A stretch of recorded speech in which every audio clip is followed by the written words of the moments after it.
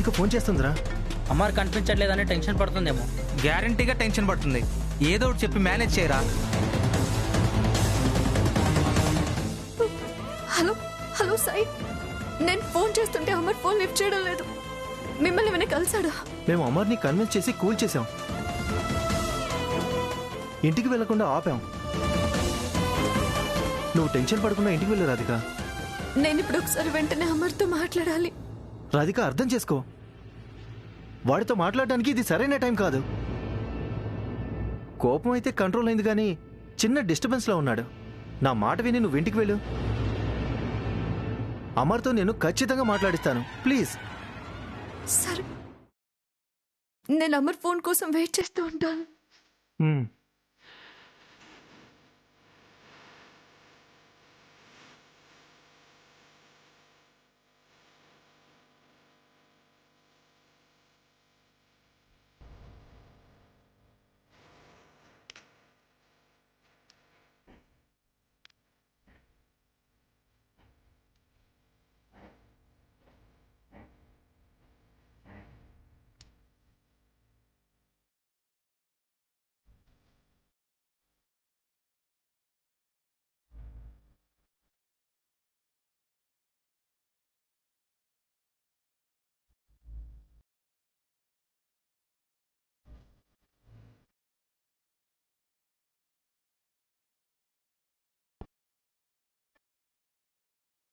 Doctor, ఆ బాబు పరిస్థితి ఏంటి?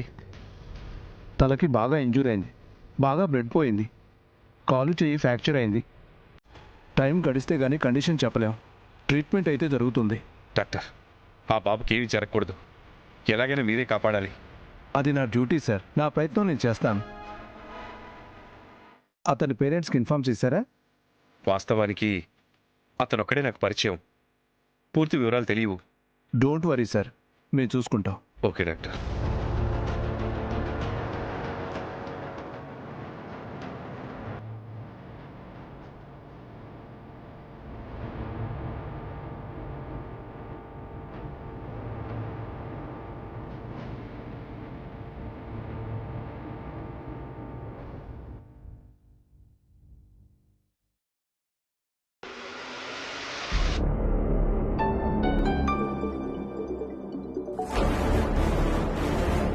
నమస్తే అమ్మా, చెప్పండి. నేను సిద్ధాంతి గారిని కలిశాను. రేపు ఉదయం 11 గంటలకు నిశ్చితార్థ ముహూర్తం పెట్టారు. సంతోషం. నేను అన్ని ఏర్పాట్లు చేస్తాను. రేపు వచ్చేయండి. అలాగే. రేపు 11 గంటల తర్వాత రాధిక మా ఇంటి కోడలు.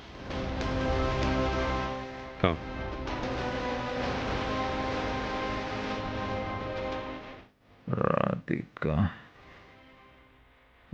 రాధిక, రాధిక, రాధిక,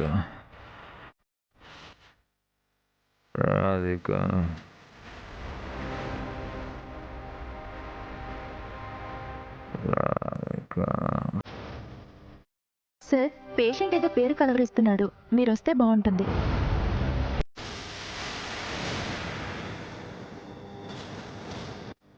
రాధిక,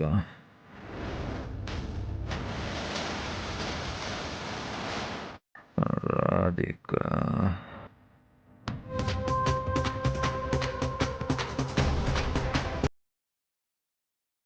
రాధిక, రాధిక.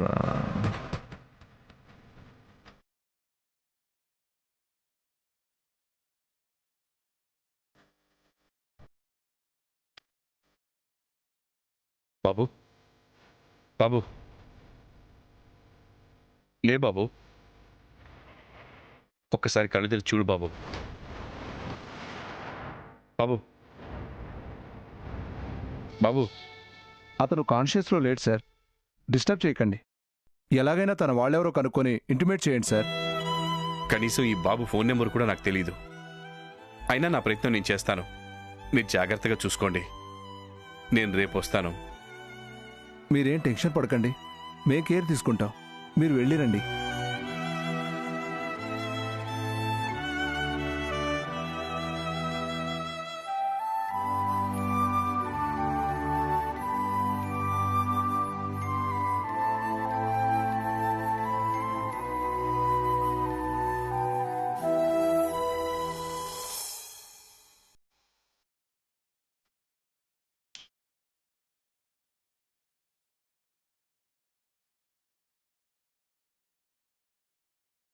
ఏమండి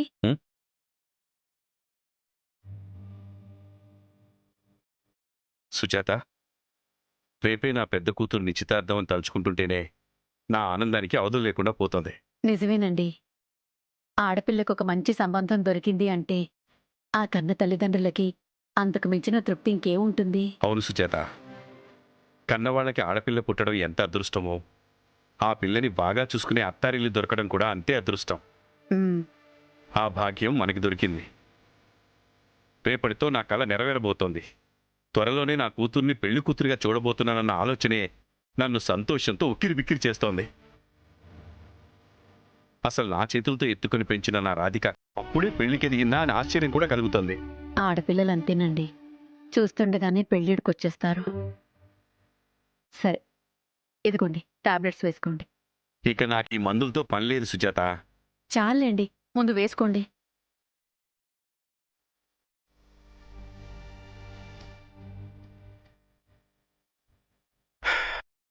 ఈ రాత్రికి నేను గుండెల మీద చేయి వేసుకొని హాయిగా నిద్రపోతాను.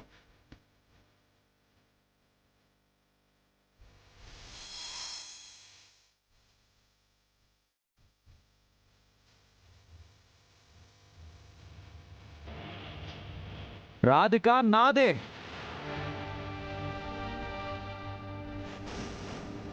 నా ఇద్దరి కూతుళ్ళ పెళ్లి కళ్ళారా చూడాలన్న నా ఆశ తీరకుండానే ఆ భగవంతుడు నన్ను తీసుకెళ్ళిపోతాడేమోనని ఆందోళనగా ఉంది సుజాత.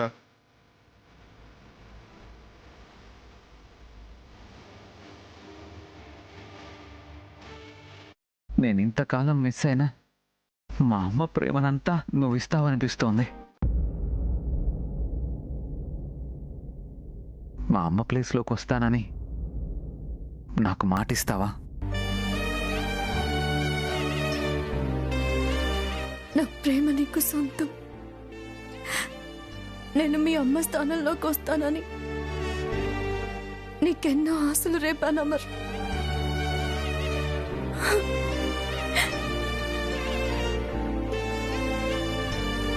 నీకు దూరం అవ్వాల్సిన పరిస్థితి వస్తుందని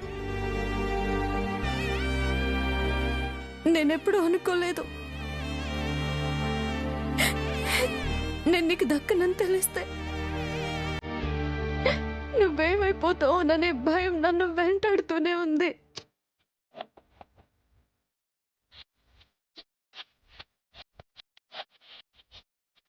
మా నాన్న కోసమే నేను ఈ నిర్ణయం తీసుకున్నాను అమర్. నా కన్నీళ్లతో నీ కాళ్ళు కడిగి నిన్ను క్షమాపణ అడుగుతాను. ఆయన కోసమైనా నువ్వు నన్ను క్షమించు.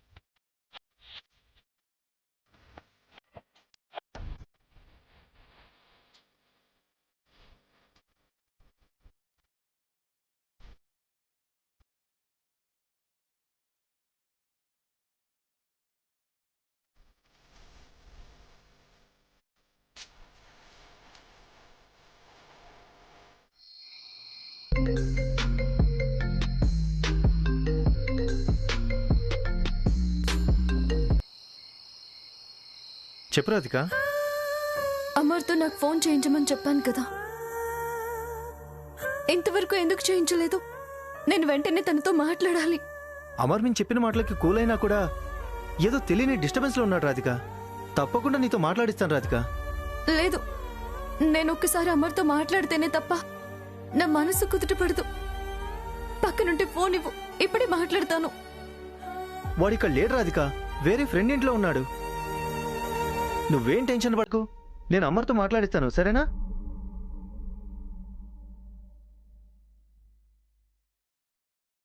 అరే, ఈ అమర్ గాడు ఎక్కడున్నాడు ఏంటారా?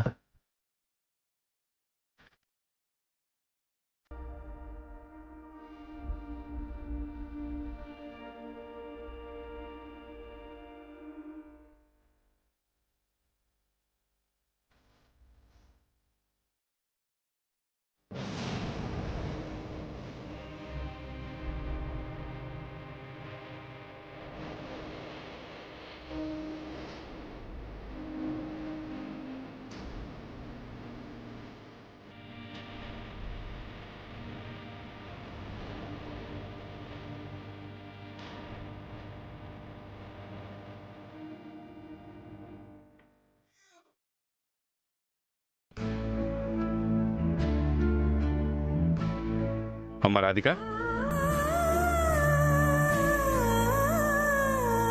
చాలా పొద్దుపోయింది, ఇంకా పడుకోలేదేంటి తల్లి? నిద్ర రావడం లేదు నాన్న. అవునులే తల్లి, రేపు నీ నిశ్చితార్థం అంటే మాకే నిద్ర రావడం లేదు, ఇంకా నీకెలా వస్తుంది చెప్పు.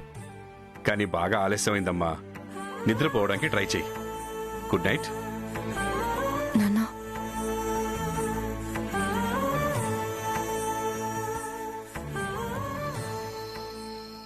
ఏంటమ్మా? నీ ఒళ్ళో కొద్దిసేపు తలపెట్టుకుని పడుకోవచ్చా నాన్న?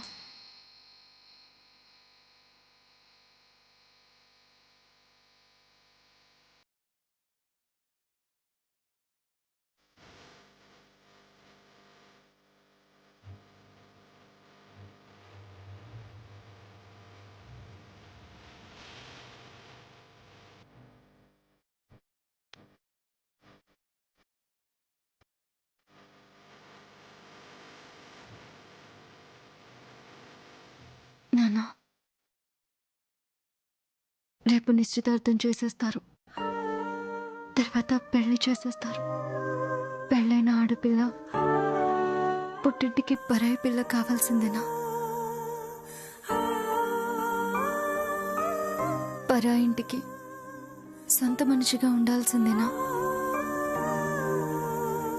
పెళ్లితో పెంచిన బంధం తెగాల్సిందేనా? తాళి మరో కొత్త కుటుంబాన్ని ఏర్పరుస్తుందే తప్ప ఉన్న బంధాల్ని తెంపదమ్మా. ఆడపిల్లకి కొత్త బంధాలతో పాటు బాధ్యతలు కూడా పెళ్లి తీసుకొస్తుంది.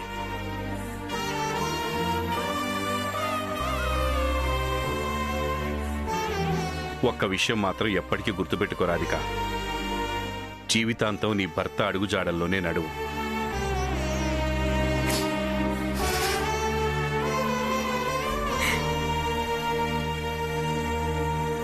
నీ భర్త మాటే శాసనంగా మసలుకో.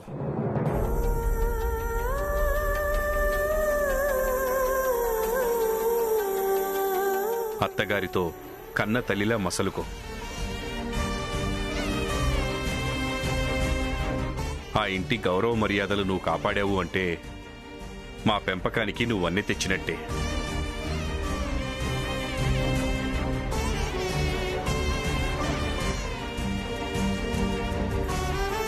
ఇవన్నీ నీకెందుకు చెప్తున్నాను అంటే, శకుంతలాదేవి గారు లాంటి ఐశ్వర్యవంతురాలు నిన్ను వాళ్ళ ఇంటి కోడలుగా చేసుకోవాలని అనుకున్నారు అంటే నువ్వెంతగా వాళ్ళకి నచ్చుంటావు.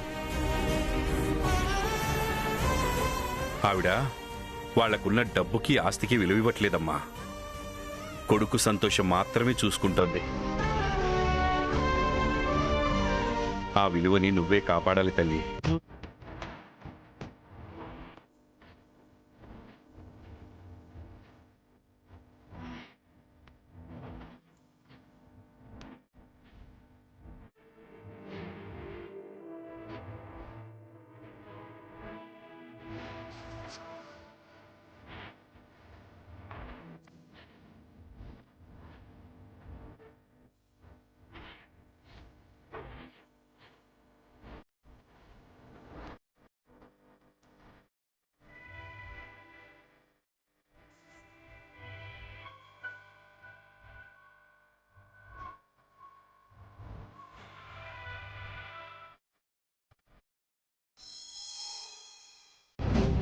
యాక్సిడెంట్ అయిన అమర్ ఎక్కడున్నాడు? ఐసీయూలో ఉన్నారు. ఓకే.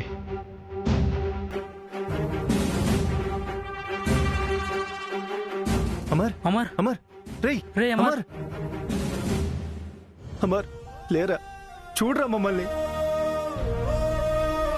రే అమర్, నీకేంట్రా ఇలాంటి పరిస్థితి వచ్చింది? అమర్, రేయ్ అమర్, రే కళ్ళు తెరువురా అమర్. రే అమర్, నీకు ఇలా అయిందని తెలిస్తే రాధిక అసలు తట్టుకోలేదురా. లేరా అమర్, లేరా అమర్. అమర్, అన్నయ్య, అమర్, అమర్, అన్నయ్య, అన్నయ్య, అన్నయ్య, అమర్,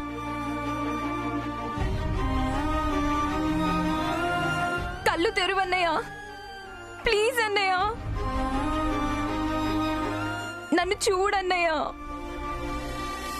అన్నయ్య కళ్ళు తెరువు అన్నయ్య.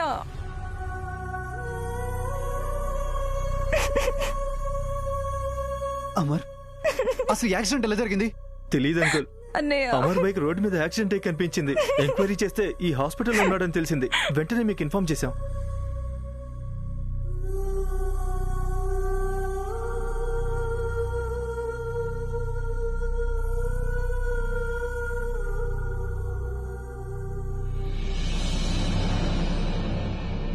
ఎవరు మీరంతా?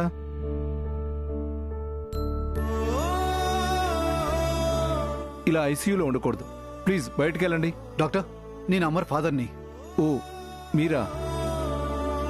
ఇప్పుడు మావాడి కండిషన్ ఏంటి డాక్టర్? అప్పుడే ఏం చెప్పలేను సార్.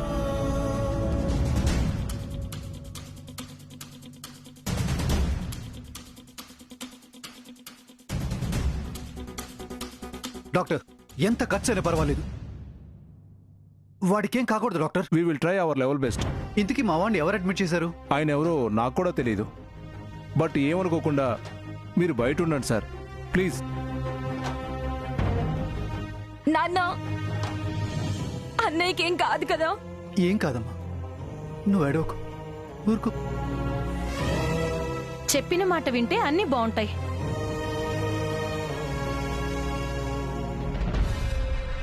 అనవసరమైన ఆవేశాలు ఒంటికి పట్టించుకుంటే ఇదిగో ఇలాగే. నువ్వు కొంచెం సైలెంట్గా ఉంటావా? బయటికి పద. అన్నయ్య కళ్ళు తెరువు అన్నయ్య. చూడన్నయ్య నన్ను ఒకసారి.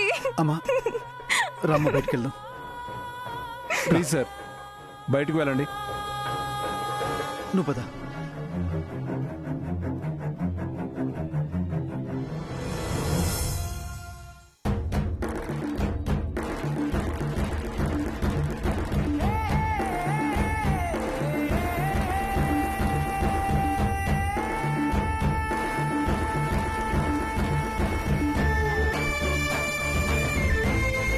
సుజాత, త్వరగా కానివ్వండి, వాళ్ళు వచ్చే టైం అయింది. దాదాపు అయిపోయిందండి. అయినా ఈ ప్రియ లేకపోతే ఈ పనులన్నీ పూర్తవడం చాలా కష్టమైపోయేది. అబ్బబ్బా, అన్నీ నేనే చూసుకోవాలి. అవునవును, టేబుల్ మీద పెట్టున్న పూలదండలు తీసుకొచ్చి మీ నాన్నగారికి ఇవ్వడం చాలా పెద్ద పని. అయినా చేస్తే తెలుస్తుంది పనుల విలువేంటో.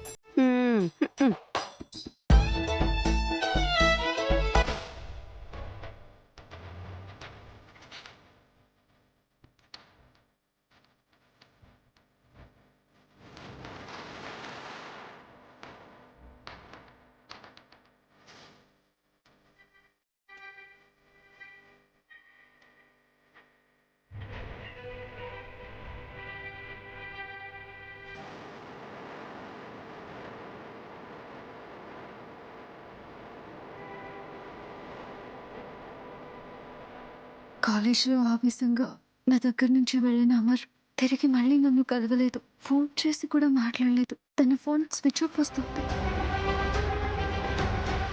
ఫ్రెండ్స్ ఏవో కారణాలు చెప్తున్నారే తప్ప అమర్తో ఫోన్ చేయించడం లేదు. నిశ్చితార్థానికన్నా ముందే నేను వెళ్ళి అమర్ని కలవాలి. తన కాళ్ళు పట్టుకొని క్షమాపణ అడగాలి.